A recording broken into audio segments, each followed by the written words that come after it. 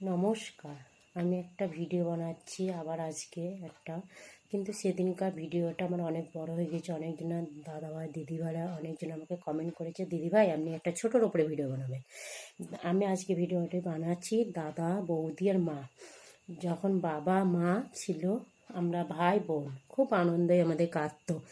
একদিন বাবা মারা যাওয়ার পর তারপরে মা আমি আর মা